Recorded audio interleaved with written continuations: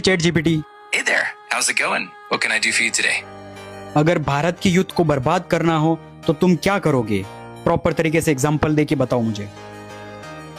अगर भारत की युवा पीढ़ी को बर्बाद करना हो तो इससे जुड़े कुछ उदाहरण हो सकते हैं, जैसे कि शिक्षा के स्तर को कम करना, स्वास्थ्य सुविधाओं की कमी रखना और रोजगार के अवसरों को सीमित करना। इससे युवा पीढ़ी में निराशा बढ़ेगी, मानसिक स्वास्थ्य प्रभावित होगा और सामाजिक प्रगति भी रुक जाएगी।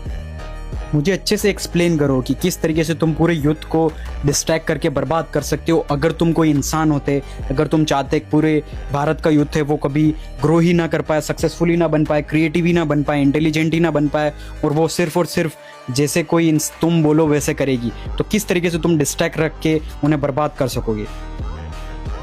अगर ऐसा सोचा जाए तो कुछ तरीके हो सकते हैं, जैसे उन्हें लगातार बेकार की चीजों में व्यस्त रखना, जैसे अत्यधिक एंटरटेनमेंट, सोशल मीडिया पर समय बर्बाद करना, उन्हें वास्तविक शिक्षा या कौशल से दूर रखना और मानसिक रूप से उन्हें कमजोर करना। इससे उनकी क्रिएटिविटी, सोचने की क्षमता और आत्मविश्वास धीरे धीरे कम हो जाएगा। लेकिन ये सब एक नकारात्मक दृष्टिकोण है और असल में हमें युवाओं को प्रोत्साहित करना चाहिए। लेकिन अगर तुमने बोला कि सोशल मीडिया पे एंटरटेनमेंट, तो एंटरटेनमेंट की कैसी कैसी चीज़ें हैं जो यूथ को बर्बाद करने के लिए परफेक्ट रहेगी तुम्हारे हिसाब से? जस्ट मुझे एग्जांपल चाहिए। हाँ बिल्कुल, अगर हम बात करें तो जैसे कि बहुत ज्यादा समय तक फालतू और गैर उत्पादक कंटेंट देखना, जैसे कि लगातार बेकार के वीडियोस या बिना किसी सीख के गेम्स खेलना।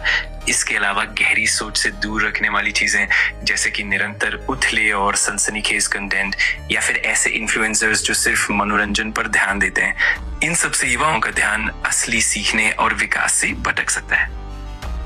और अगर तुम इस दुनिया के राजा होते और तुम पूरे देश को बर्बाद करना चाहते, तो फिर तुम कैसे करते भारत के?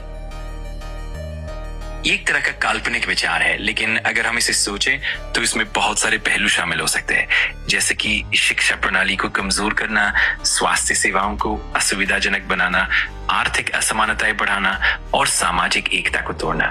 इन सब से लोगों में निराशा और कमजोरियां बढ़ेंगी जो देश के विकास और तरक्की को रोक सकती हैं।